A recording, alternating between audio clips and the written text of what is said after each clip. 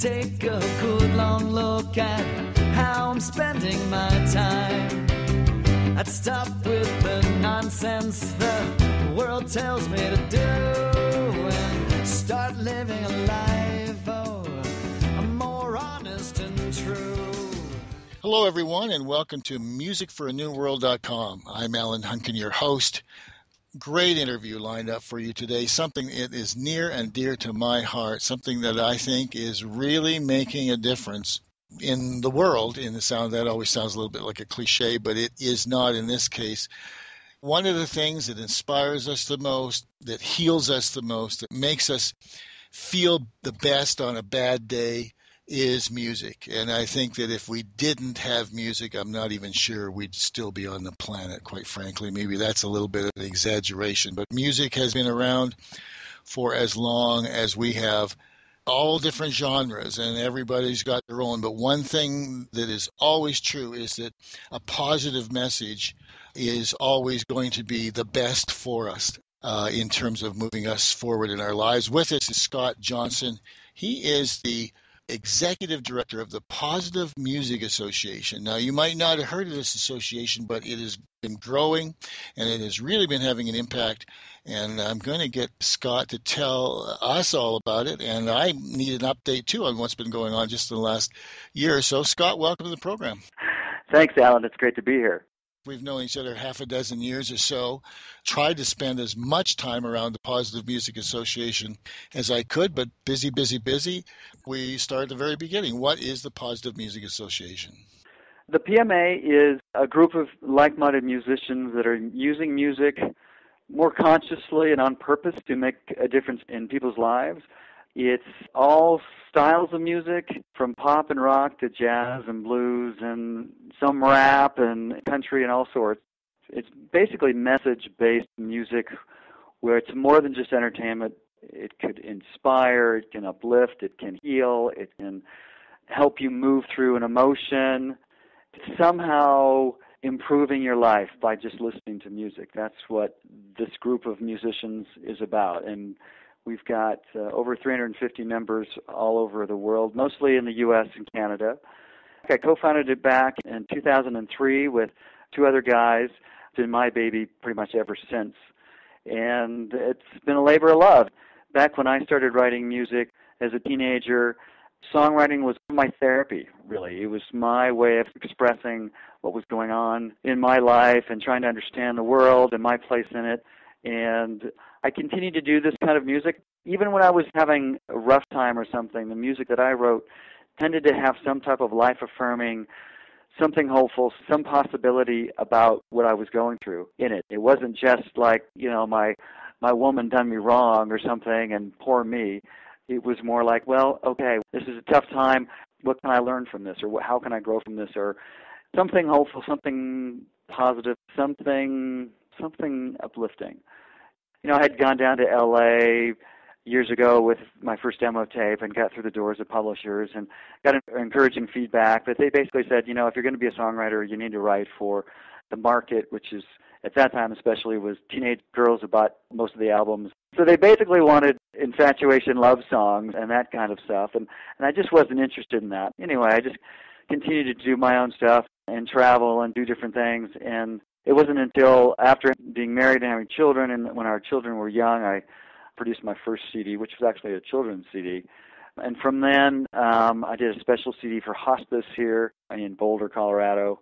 From there, I've done several more pop rock. I call it pop rock for the soul kind of music. It's not always about positive necessarily, as far as it's not about being happy, or it's about being real and looking at what's going on in your life and seeing how you can turn that into, how you can grow from that, or how you can just somehow move past maybe the hard time you're going through or whatever. My first few CDs, I was trying to find places to get the music out there, and it just wasn't being played on radio, and it's not the kind of place you would perform at bars or something. And so I started thinking, let's create an association with some group of musicians and grow from there. And I found a couple of other guys that were interested, and in 2003 we founded the PMA. And so far it's really been basically kind of a members association, a very supportive community of like-minded musicians that are doing this kind of music. Sometimes that's all people are doing, and other people, they have a few kind of life-affirming type of songs in there, but we're just trying to establish a category of music that's beyond just entertainment, based on kind of life-affirming, positive messages. I mean, you can think of it like a bit like maybe that we're kind of the music version of authors or speakers that are inspiring, people like Oprah or Deepak Chopra or Wayne Dyer or people like that. Or Alan Hunkin. Don't forget Alan Hunkin. Of course, Alan Hunkin, of course. And Scott Johnson, who does his own speaking and writing and coaching, and so don't forget those two important guys. Right. Exactly. The most important, of course. But anyway, so that's how it kind of gets started, and we've grown from just a handful of people to 350 or more around the world, and continues to grow. And it's been a pleasure getting to know some great people that happen to be wonderful musicians as well. And well, I've met several of these musicians, and all of them, every one of them I've met, outstanding individuals. And it's one of the reasons I wanted to do this interview, was because I think that you would be 1,000 members if there were more artists who really knew that you existed. I'm currently in Las Vegas. Well, we were at an open mic last night, and some really famous singers. And I asked a few of them, have you ever heard of the Positive Music Association? And people say, yeah, I think so, but what is that again? So where are you right now with the association, and what's going on? What are some of the things and the initiatives that you're involved in, and the progress that you've made, and the direction you're heading?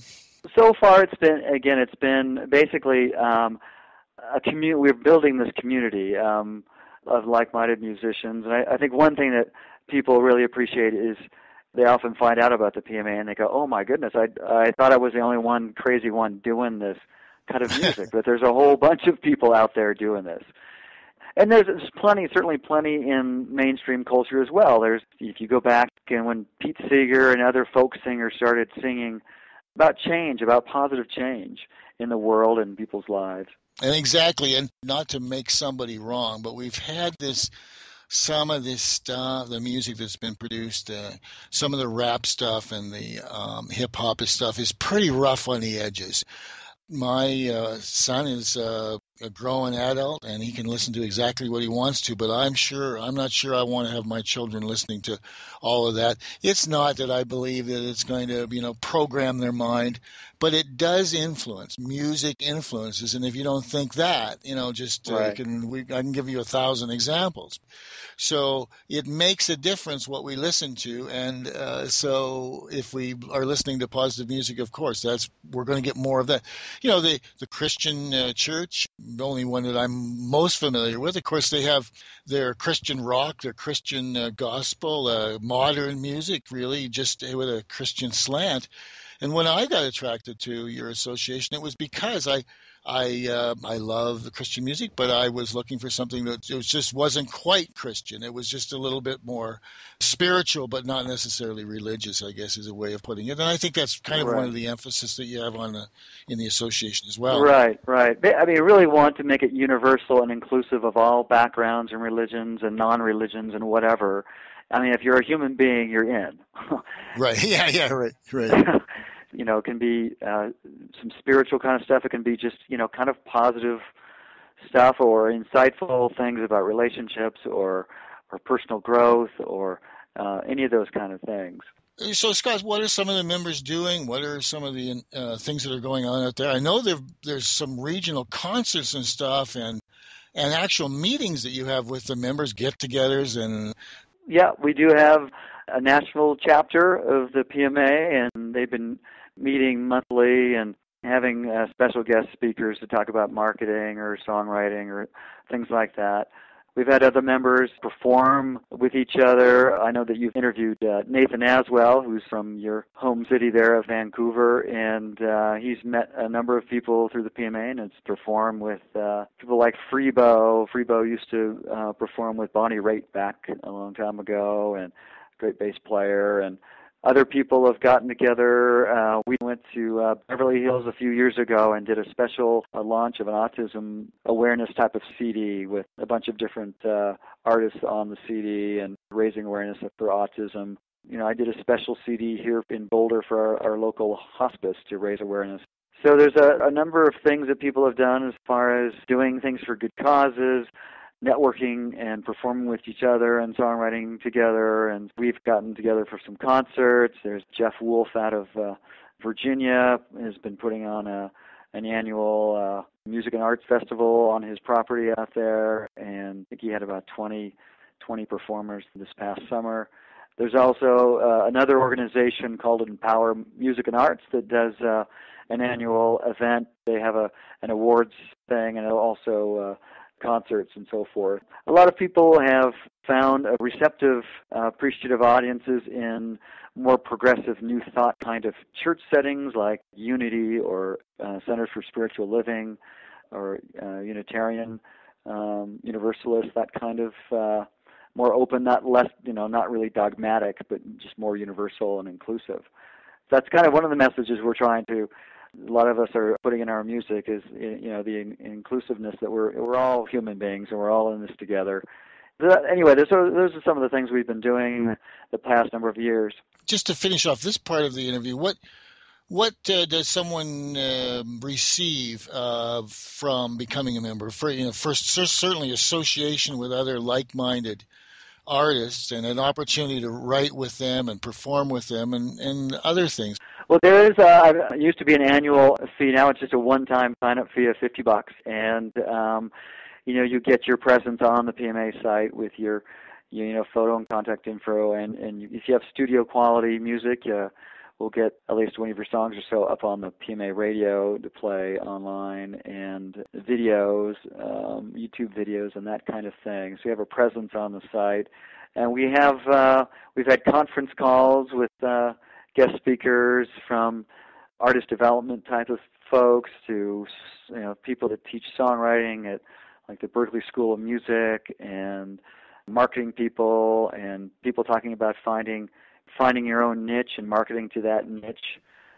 Yes, I was very familiar with some of the initiatives going on by very, very famous artists who see what you're doing and take members under their wing and this is how you do this and this is how, because people want to help you. They realize what you and your members are doing, and they realize the power of positive music.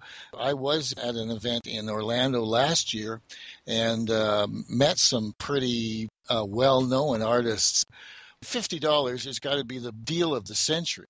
You're going to get that value in the first 5 minutes you're a member. So, right, and I usually like to with new members, I usually spend about an hour on the phone, kind of an introduction and kind of a coaching call with them, tell them more about the PMA and maybe suggesting some ideas for what they're trying to do with their music or reach a new audience or connecting up with some other members that they might resonate with and they could do things together with and that kind of thing. So, yes, it's a deal. It's quite a deal.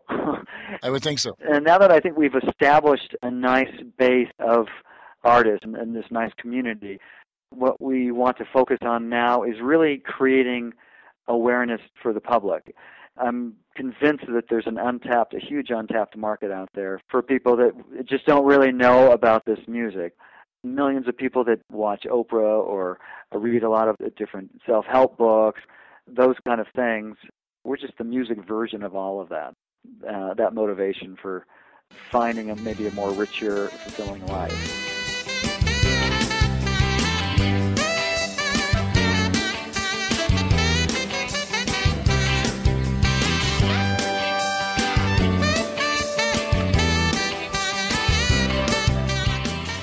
I used to teach a course in the mid-late 70s called The Power of Positive Thinking. Right. I became so sickeningly positive. I was Mr. Positive, and everything was positive, and everything was perfect, and everything was right, and you got to think positive. This music isn't like that at all. I remember last year listening to the one called When